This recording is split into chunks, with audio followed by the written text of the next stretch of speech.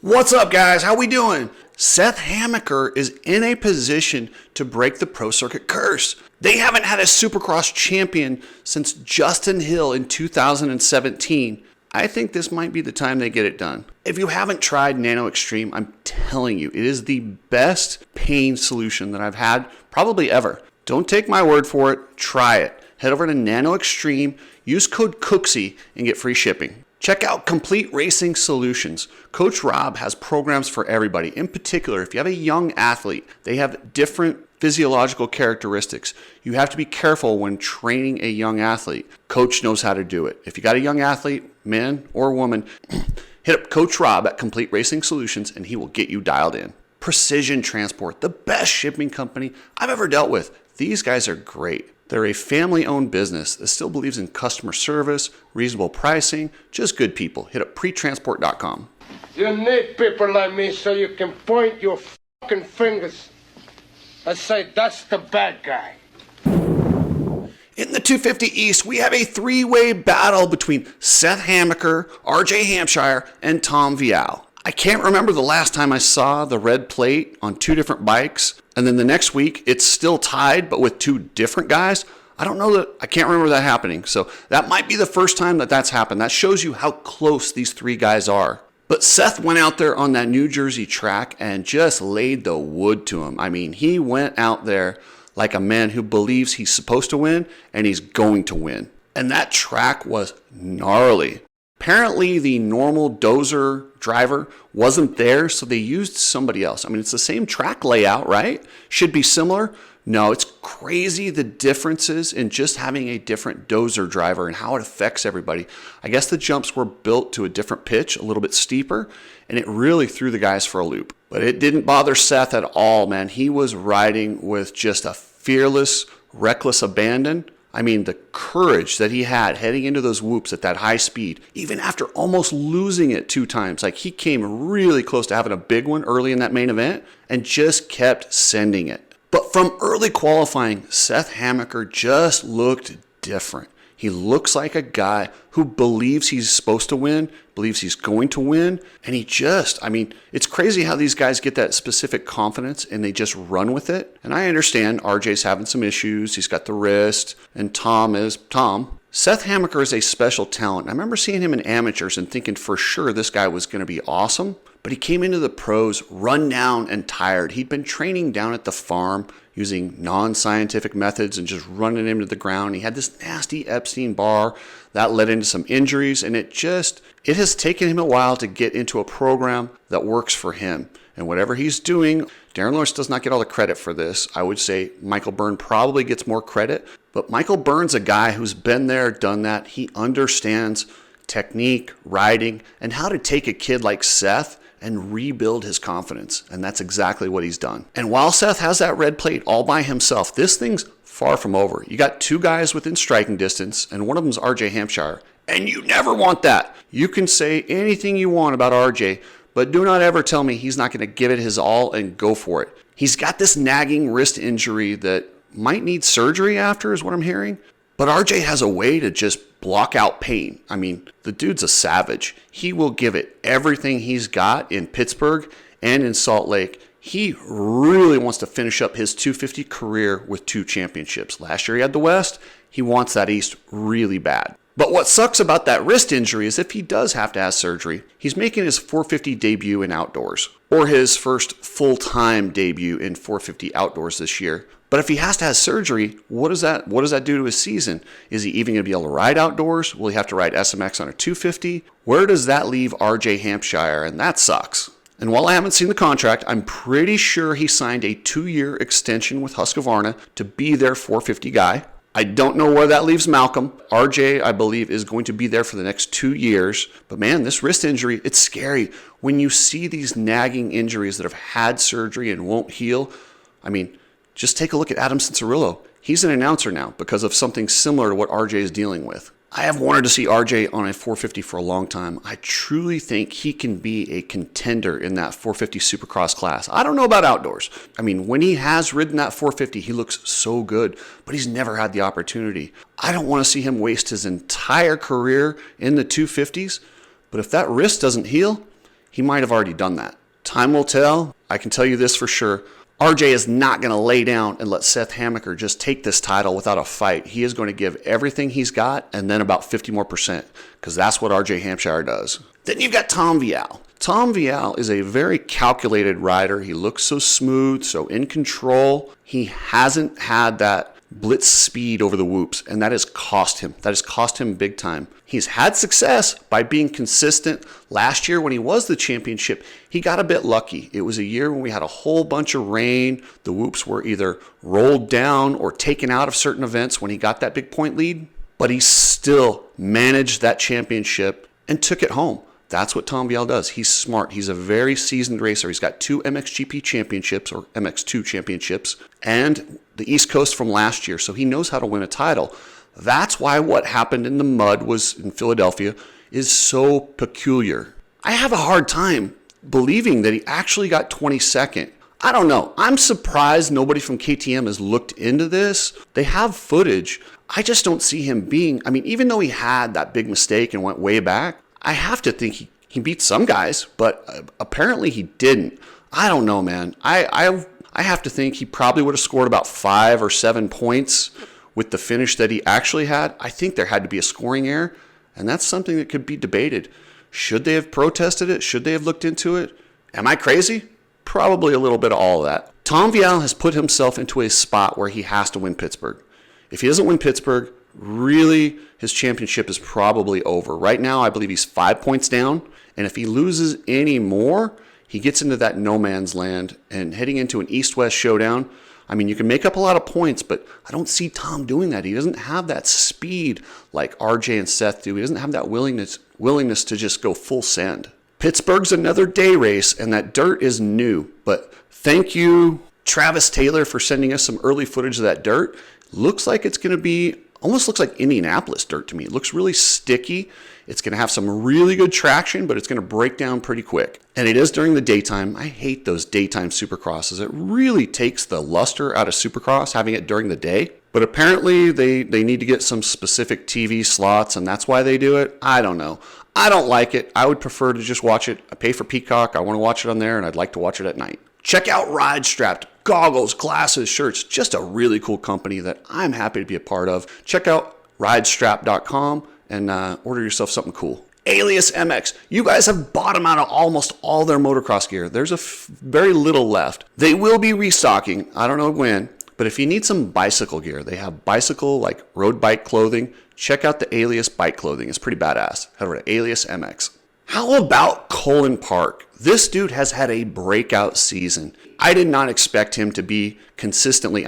He was in the talks, and now I never thought he was going to be a championship guy, but last round, he had enough points to put himself into that conversation. That's how good his season has gone. And not just the mud race. Yes, he did good in the mud, but I'm telling you, this guy can flat ride a dirt bike. The only thing that concerns me with Coen Park is his size. He is a big dude, man. He is very big. I don't know that he'll ever be able to battle week in and week out with these kids on Star Yamaha with all that power or Pro Circuit.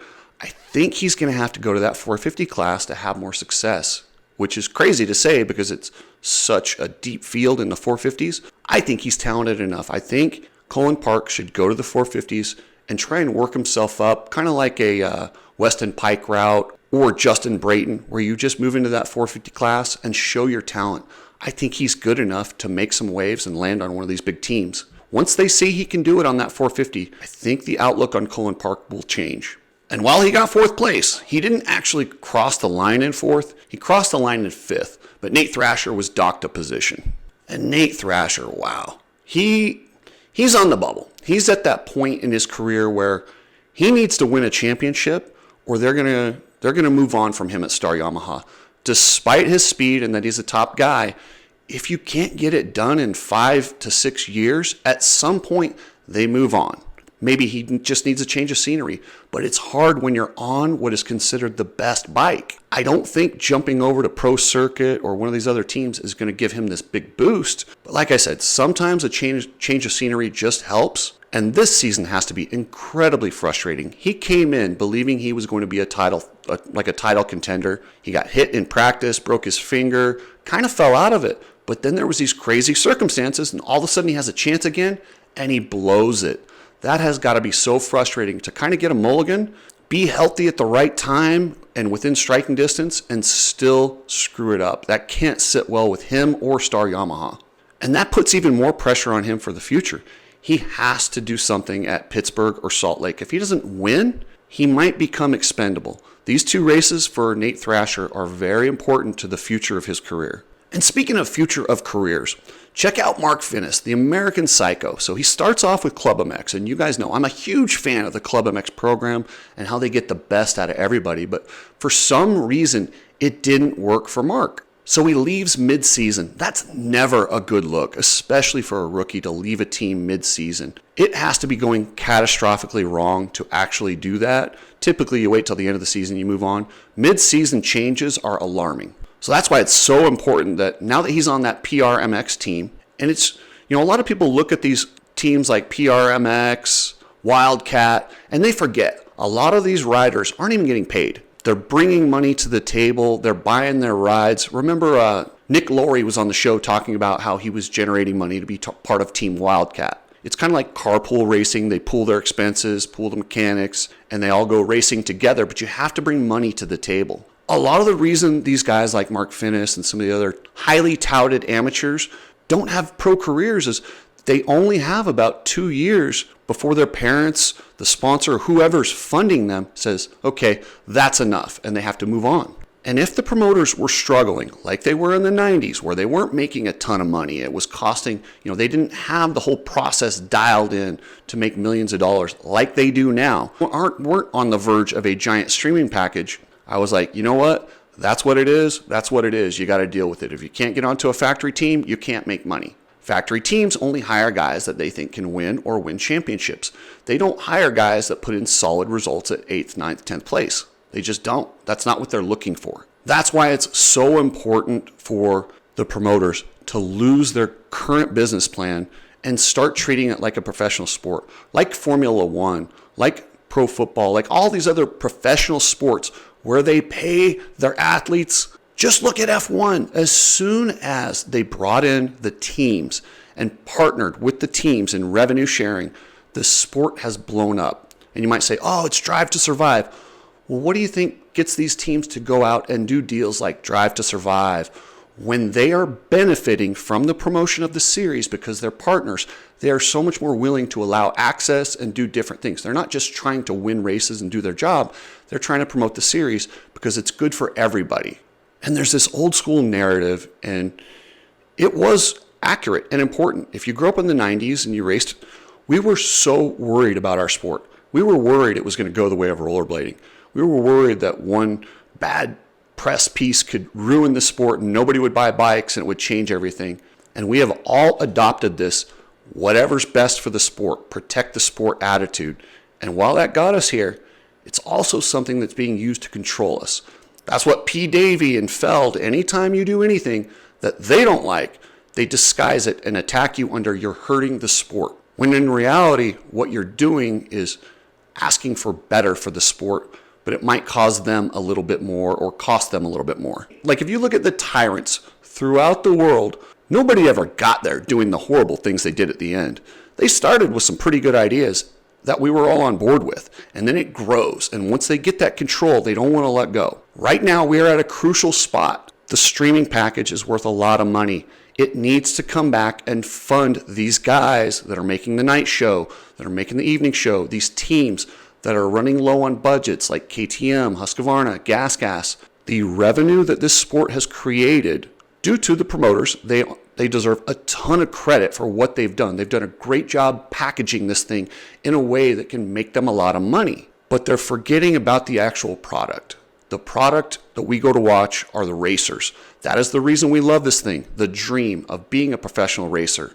All they have to do is implement some profit sharing with the TV deal, and boom, this thing becomes a professional sport. Watch it grow. If these talented amateurs, when they came out, they had more than 1 or 2 years to chase this, and they could develop their talents, develop their fan bases.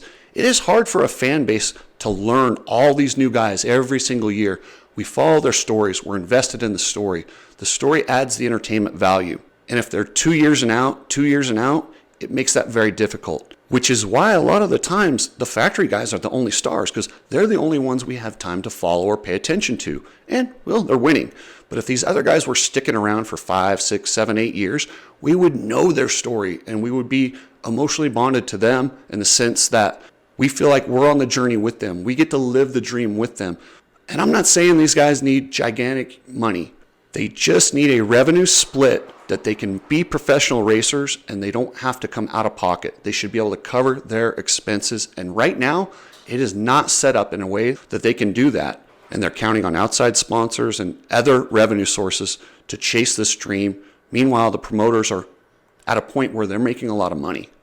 And that's great, but let's reinvest it into the product. Sorry, I've been on this quite a bit the last couple of days, but seeing what happened to Jerry Robin and how hard he works and all those other guys that are taking those risks and being treated the way they are by the promoters just makes me wonder why we're doing it. Why do they do it? Is it worth it? And what little changes could make this thing so much better? I do think Feld and MX Sports deserve a lot of credit for packaging this sport the way they have, but it's to a point where they need to understand their package isn't what we all come to see. Thank you for that, but we come to see those riders, the teams, and the talent and the dream. And if they just shared with the riders and teams, they won't get as much of a percentage-wise as they do now, but there'll be so much more money